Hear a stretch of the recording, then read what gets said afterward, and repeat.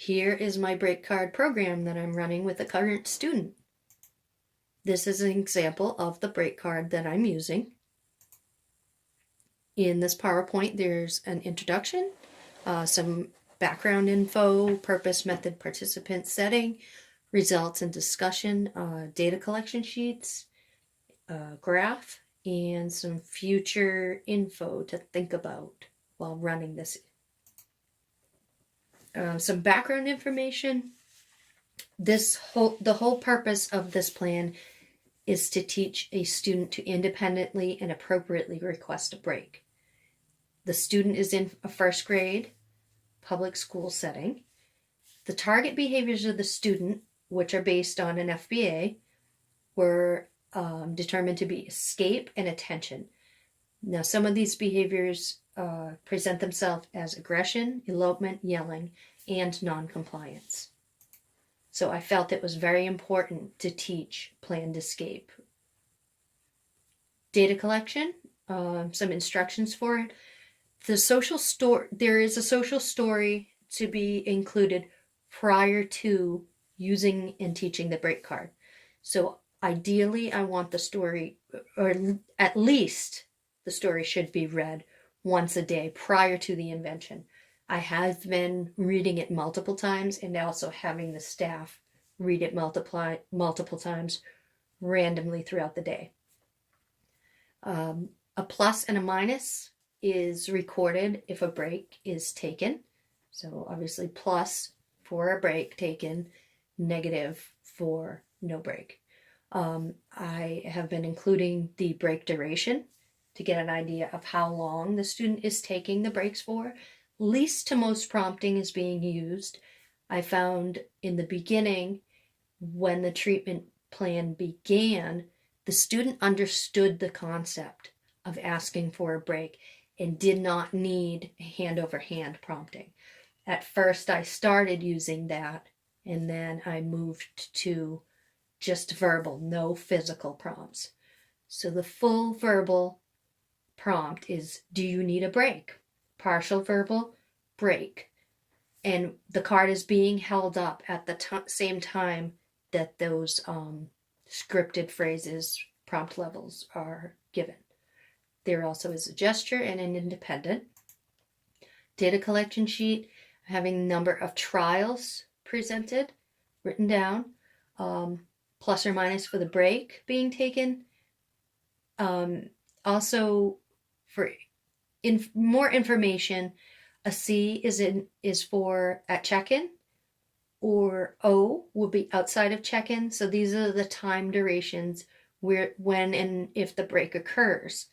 Prompt level used, break taken, yes or no. This is for independence, and the duration of time to be recorded. The procedure, student will present the break card to the staff if she needs a break from a work demand. Work demands are usually at a table, and student should sit at that current location for taking a break.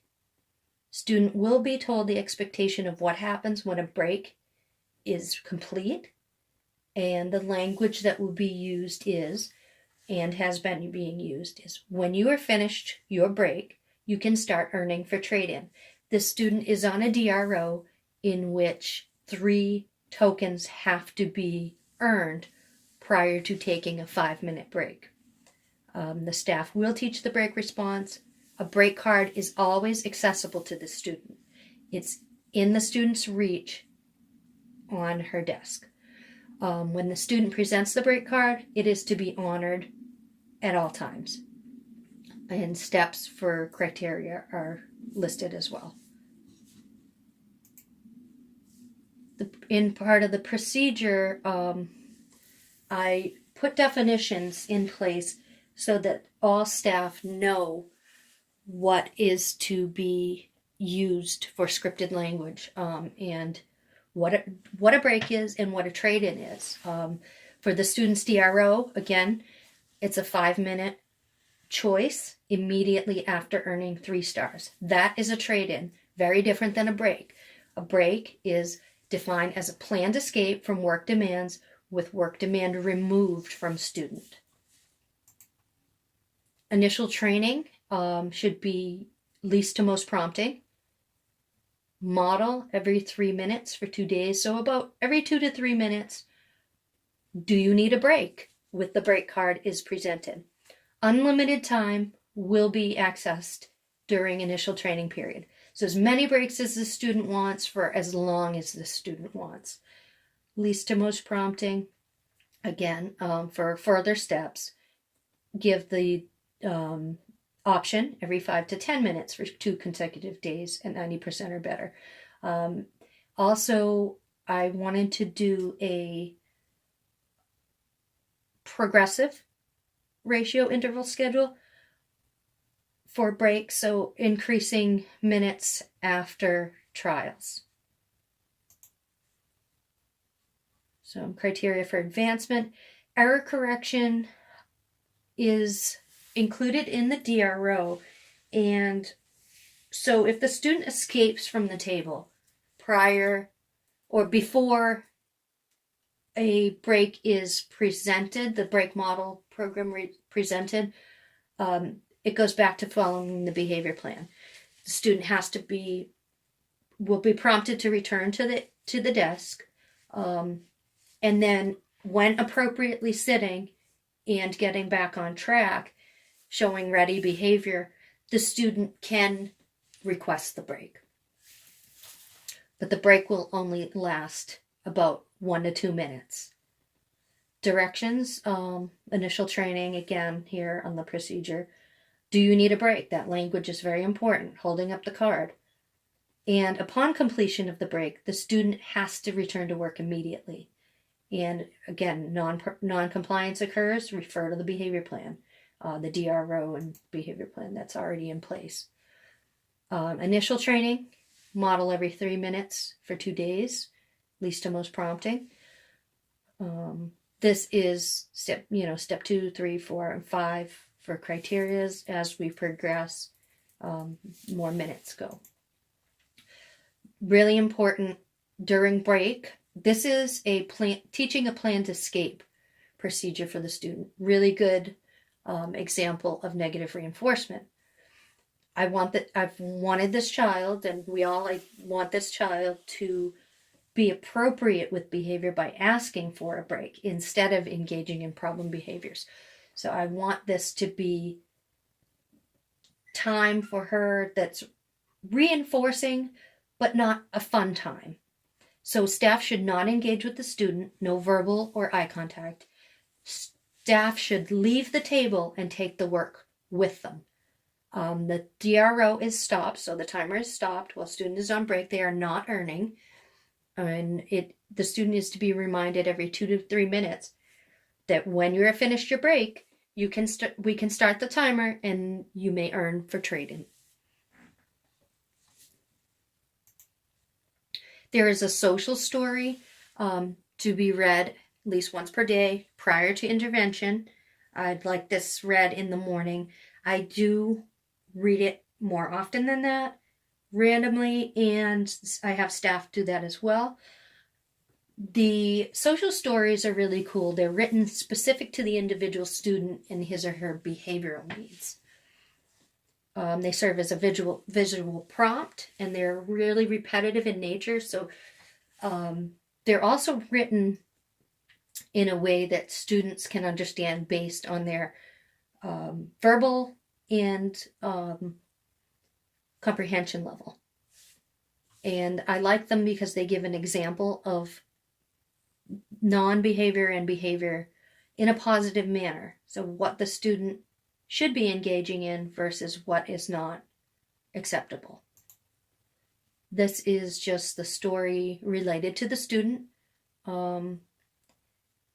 Basically letting her know what her expectations are, some behaviors that happen that she engages in when she gets upset, that it's okay to feel upset, frustrated.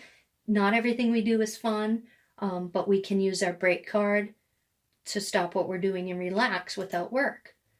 This is just showing, how you give access to a break, the switch over of the card. And the student is very sensory based. So in the story I wrote, I encouraged the student while taking that break to do some stretches at her seat, squeeze her hands together, wiggle her fingers, take some deep breaths, that kind of thing to calm down and get ready to work. This is just discussing the trade-in time that we're earning when we're following directions, having on-task behavior, behaving appropriately, the things we can do at trade-in time, what is offered and available. Just that it's important to do my work and follow directions so I can get to do fun things. And when I'm upset, I can use that break card to take a minute and feel better. And I just explained that doing this process lets the teacher know that you need space, that it's a safe way to get control of her body and to be proud of herself, and her friends and teachers will be proud. I really like those social stories because they are so positive. Now, this is the first graph, number of independent breaks taken. So in the beginning baseline, nothing happened. For the first phases of intervention, nothing happened. And then we finally saw an independent request and break. Then it went back down. Breaks have been taken, but they have been prompted. So this is just showing that right now in the beginning phases, independent requesting is not really happening. So number of breaks taken. So there was a steady increase on breaks taken. Little plateau, and then it was a quick decrease. We've actually gone back up again. When I wrote this, this study I didn't have a ton of data. So now as I go along with this has been increasing and the data looks a lot better. Average duration of breaks, steady amount of time. It decreased and then it went up again. The student, it kind of shows that the student is learning, to take those breaks. And right now she's enjoying the unlimited time, and that has increased a little bit. And so baseline data showed nothing, no use of requesting a break. On the 6th day of intervention, or the 6th data point rather, a independent break was requested. So there were 6 prompted breaks following the initial treatment, and the breaks ranged from 1 to 5 minutes. There was that steady increase of time, a small decrease, and a rapid increase of total duration. 1 week worth of data showed an increase. And now on Friday, which I had not included yet, was showing 4 more breaks taken, 1 which was independent. The student is showing a good response to the story, understanding it, able to almost retell and got the comprehension bit when asked about it. And the student is also talking to the staff about using the card. Like, oh yeah, if I get frustrated here, I can take a break. Where's my card? That kind of thing. Some challenges in this plan for the implementation were there were frequent absences with this student, and a lot of engagement in problem behaviors. So that made it difficult to start running this plan in the beginning. I always worry about consistency of implementation. In the beginning, that's a little shaky when teaching it to staff and when I'm running it the first time. The language used, I really want that to be specific, and I've been prompting that a lot with staff. In the beginning also, when to use it. When I was writing this plan and first implementing it, I had so many questions. I revised this plan several times. I kept rewriting it and calling my behaviorist and bouncing it off of other behavior texts what I should do. You know, it's in the beginning when writing the plans, I found it was hard to know, what to use in the classroom for that student, the specific amounts of time needed. And like I said, I just kept revising it and noticing, different errors and things that needed to be tweaked. And it seems like that will be a constant, as I look at the data, it will be a constant revision process. And reference Cooper. Thank you.